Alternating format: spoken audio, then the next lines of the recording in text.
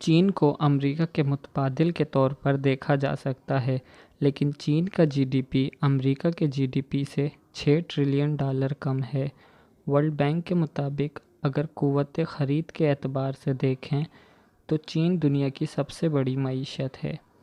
لیکن ہمیں یہ بھی غور کرنا ہوگا کہ چین کا جی ڈی پی امریکہ سے $6 ٹریلین کم تو ہے، لیکن چین اتنی بڑی معیشت 1 ارب 40 کروڑ آبادی کے ساتھ ہے،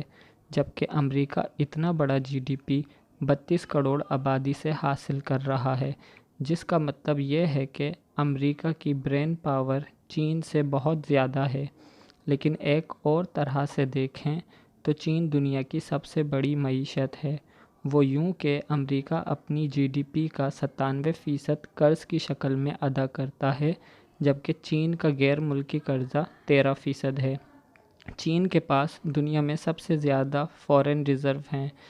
چین کے بعد دوسرا ملک جس کے پاس سب سے زیادہ فارن ریزرو ہیں وہ جاپان ہے، لیکن جاپان کے فارن ریزرو چین کی نسبت بہت کم ہیں،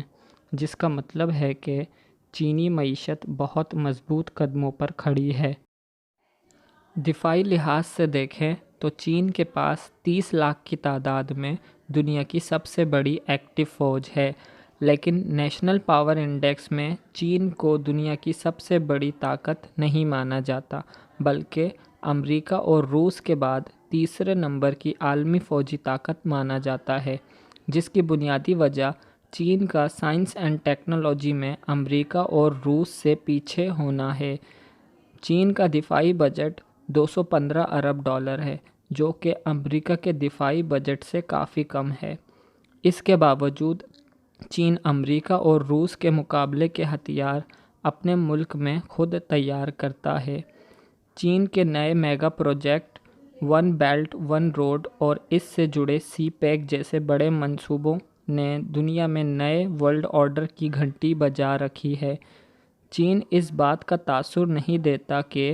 وہ امریکہ کے سپر پاور اسٹیٹس کو ختم کرنے جا رہا ہے، لیکن امریکہ جانتا ہے کہ چین کے منصوبے مکمل ہوں گے تو ان کا تحفظ کرنے کے لیے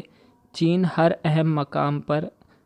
ایک فوجی اڈہ بنائے گا، جس کی پہلی مثال افریقہ کے ملک جبوتی میں چین کا پہلا فوجی اڈہ ہے۔ سیاسی لحاظ سے دیکھیں تو اقوام متحدہ میں سلامتی کونسل کی مستقل رکنیت چین کے سیاسی قد کاٹ کو بہت بڑھا دیتی ہے۔ روس اور پاکستان سے بہترین تعلقات بھی چین کی طاقت ہے۔ بھارت کے ساتھ خراب تعلقات اور مشرقی جزائر پر تنازعات چین کی کمزوری ہیں، لیکن چین اپنی معاشی اور تحقیقی قوت کو کام میں لا کر سمندر میں نئے جزیرے اور نئے فوجی اڈے بنا رہا ہے تاکہ مشرقی سمندر کے مسائل کو طاقت اور حکمت کے امتزاج سے حل کر سکے۔ تو کیا چین ایک عالمی سطح کی طاقت ہے؟ تو اس کا مختصر جواب ہے کہ چین بلا شبہ ایک عالمی طاقت ہے، لیکن امریکہ کے مقابلے کی طاقت ابھی نہیں ہے۔